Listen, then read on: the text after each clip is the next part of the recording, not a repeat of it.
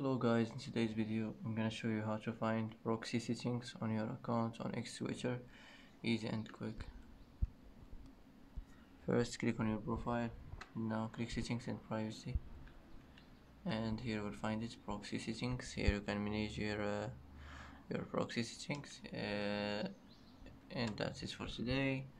That's how to find proxy settings on your account on X Switcher, easy and quick, and that's it.